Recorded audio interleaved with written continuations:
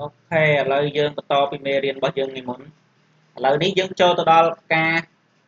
create alignment ដោយសារអឺយើងអត់បាន create alignment ទេឥឡូវយើងបន្តការ create alignment សិនយើងប្រាំ alignment របស់ផ្លូវរបស់យើងអញ្ចឹងឥឡូវយើងចូលទៅរបស់យើងវិញនេះអូខេបើសិនឥឡូវនេះភាសារបស់យើងអត់មាន alignment នេះ alignment ប៉ុន្តែយើងអត់បាន create របស់វាទេអញ្ចឹងឥឡូវនេះ alignment របស់យើងនេះគេឲ្យមកយើងយកតាមរបស់គេ alignment របស់យើងនេះយើងចូល alignment យើងចូលទៅក្នុងនេះ create alignment នេះដោយសារ alignment របស់យើងមាន borderline អញ្ចឹងយើងមាន share ទៅបើយើងអត់មានទេយើងនេះ create profile from sorry នេះ create alignment layout អញ្ចឹងយើងត្រូវគូសវាអញ្ចឹងដោយសារបើយើងមាន alignment ស្រាប់ហើយអញ្ចឹងខ្ញុំនេះអត់យកទេខ្ញុំយកនេះ create alignment from polyline អញ្ចឹងខ្ញុំចុចលើវាមក space មក Windows reverse របស់យើងហ្នឹងវាស្ទួយយើងថាតើយើងយក start ពីណាទៅមានថាយើង start ពីនេះទៅឬក៏ start ពីនោះមកវិញអញ្ចឹងជាក់ស្ដែងយើង start ពីនេះទៅអញ្ចឹងយើងអត់ទេអូខេមកអញ្ចឹងវាលុបផ្ទាំងបែបនេះយើងនេះអញ្ចឹងយើងដាក់មកដោយសារបើយើងអាហ្នឹង alignment របស់យើងដាក់ profile design ទៅឲ្យដាក់ alignment ដែរទៅយើង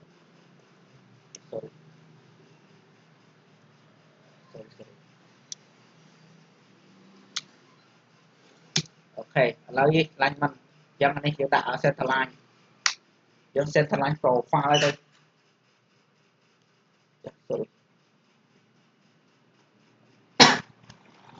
ដាក់ center line profile ទៅ line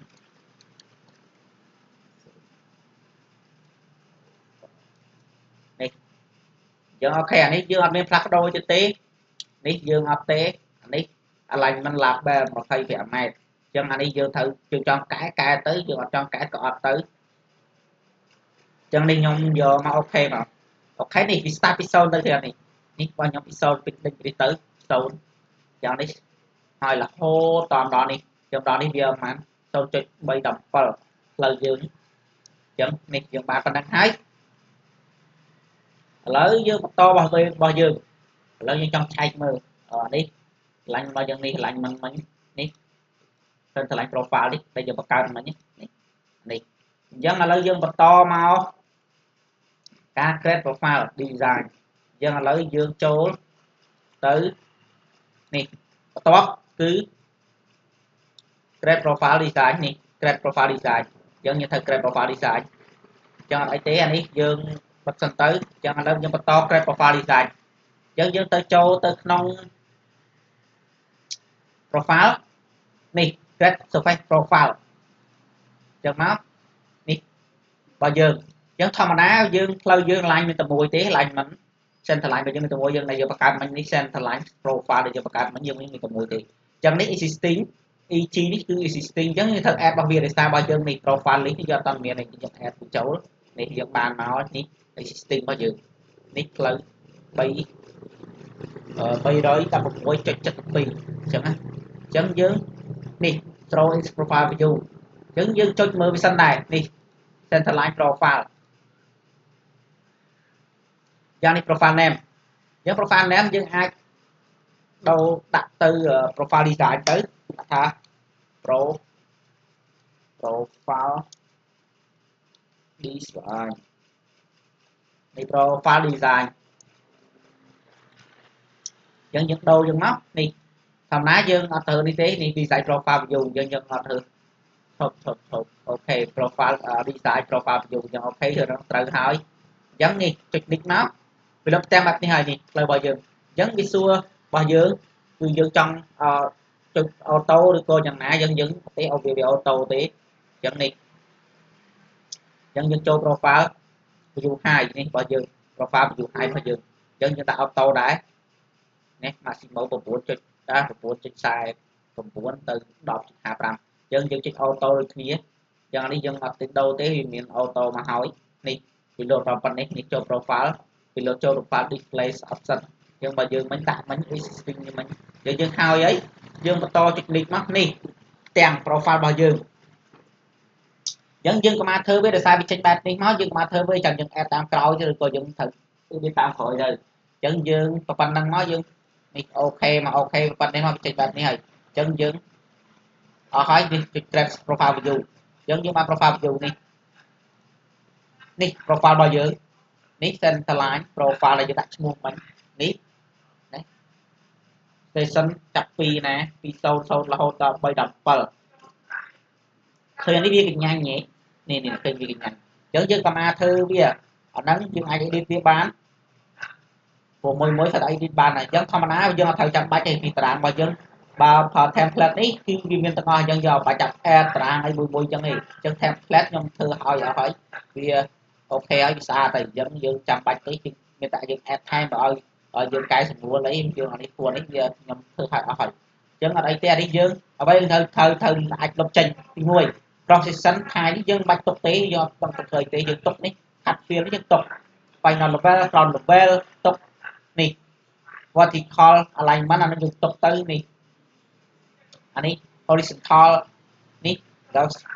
spline នេះយើងទុកទៅនេះ super elevation ដោយសារផ្លូវយើងផ្លូវត្រង់យកទៅ super elevation ទេអញ្ចឹងយើងលុបទៅដែរទៅអានេះ station នេះយើងទុកបើយើងអត់ទុកយើងដល់ថាកំ station ដែរអញ្ចឹងយើងចុចទៅលើ profile វាចុចវាមកវាចេញបែបហ្នឹងនេះចុចលើនេះ profile property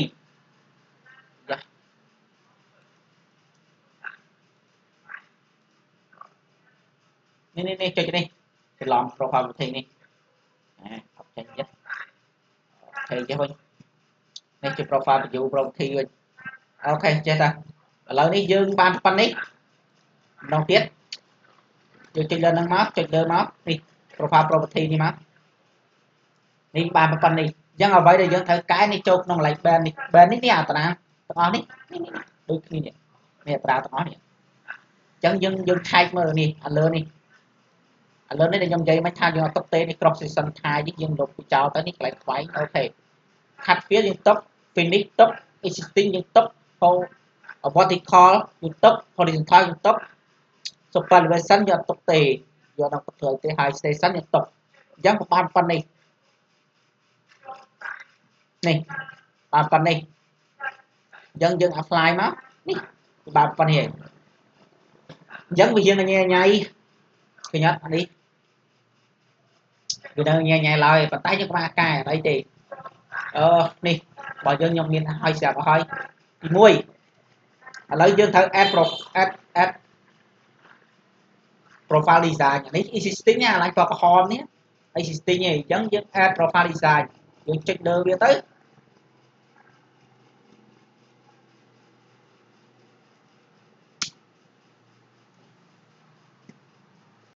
អូខេឥឡូវយើងត្រូវកណនី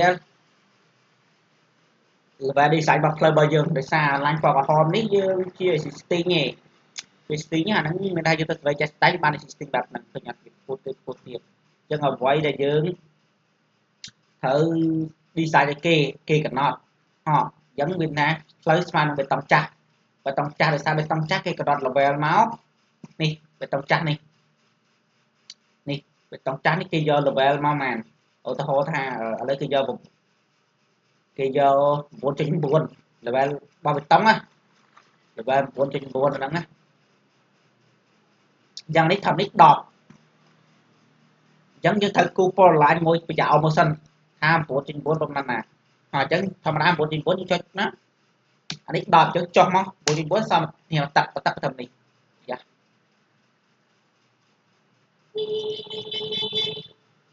sorry ឥឡូវឈប់ចាំតិចខ្ញុំកែឥ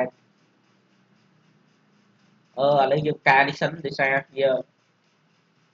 វាធំយើងបាទយើងចូលទៅក្នុង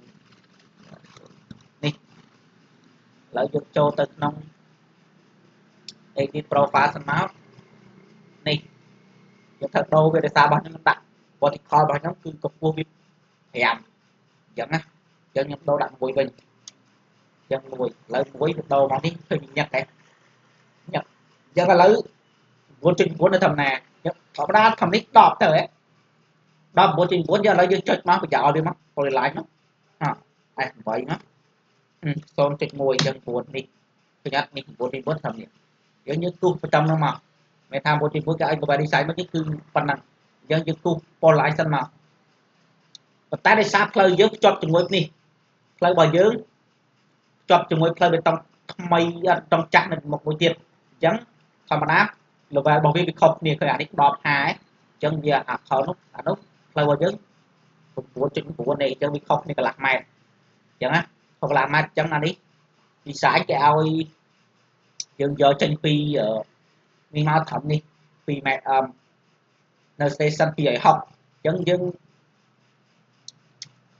នេះបញ្ចោល line មួយមកយ៉ាងនេះសូមទៅហ៎សូមទៅអញ្ចឹងយើងបញ្ចោល line មកអញ្ចឹងយើងដាក់មកបាន260នេះ260ខាងនេះទៅចោលអត់វា60អញ្ចឹងខ្ញុំលុបវិញមកអញ្ចឹងយើងត្រូវគូស level design របស់យើង level design របស់យើងទី1នេះវាចំមកនេះនេះវា 9.9 វានៅត្រៀមឃើញទេនៅត្រៀមអញ្ចឹងយើងគូសមកយើងទី1ចុច finger វាមកនេះចុចត្រង់ profile creation tool នេះពីលើនឹងមកវា load ឲ្យរបស់យើងអញ្ចឹងយើងដាក់អីគេ profile design កូដរបស់យើងណា profile design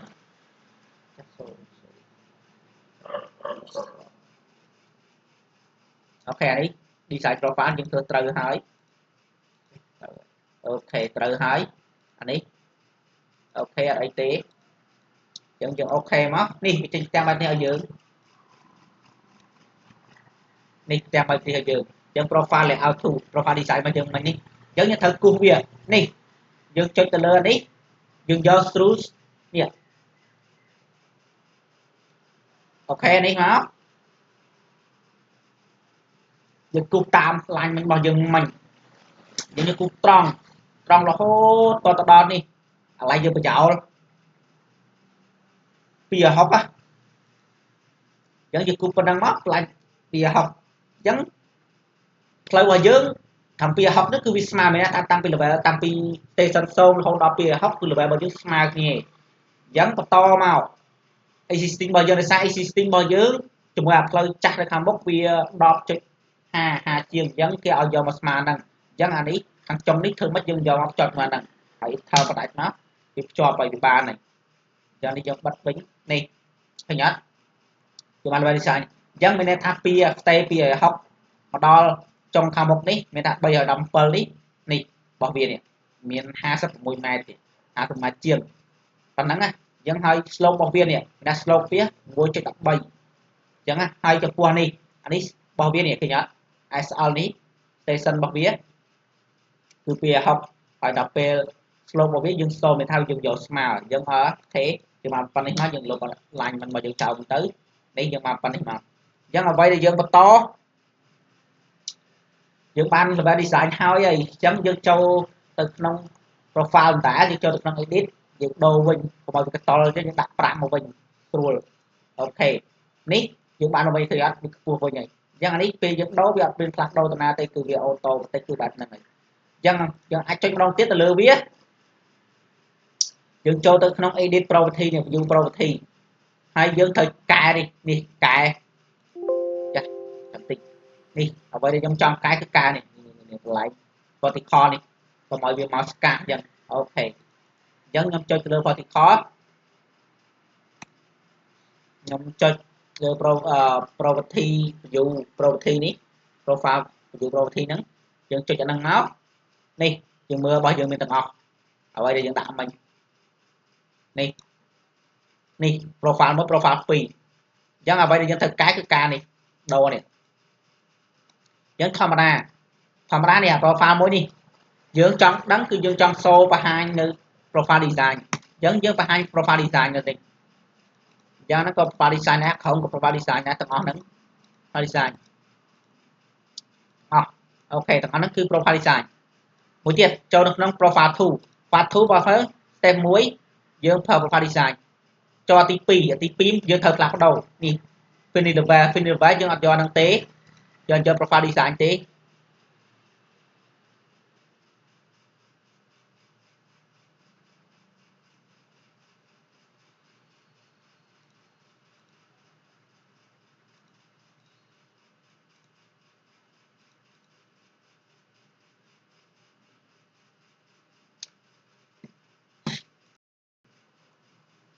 អូខេនេះឥឡូវយើងនេះថង profile 2នេះយើងយក profile design ហើយថងនេះកន្លែងfinish នេះលើបែបយើងអត់យក profile design ទេយើងគឺយកនេះ existing នេះ centerline profile នេះយើងយកហ្នឹងអញ្ចឹងហើយ account នេះបន្ទាប់ពីហ្នឹងយើងយក profile design តើបាញ់តើដើម្បីឲ្យវាសូនេះឃើញវាសូអត់ប៉ុណ្នេះវាលែងញ៉ៃនេះមុនហើយមានថាតែពីអានេះហត់មកពីហុកមកគឺ slow ឯសូហើយមកដល់តាមពីហុករបស់យើងនេះប្រវែងរបស់វា56 ម៉ែត្រយើង slope វា 1.13 ដូចគ្នានឹងលើនេះឃើញកែអញ្ចឹងយើងបានប៉ុណ្ណឹងអាហ្នឹង level design របស់យើងហ្នឹងឥឡូវយើងវីដេអូយើងវែងទៀតហើយអញ្ចឹងយើងឥឡូវយើងបញ្ចប់វីដេអូតាមនេះយើងចាំវីដេអូក្រោយខ្ញុំនឹងបន្តមេរៀនយើងបន្ត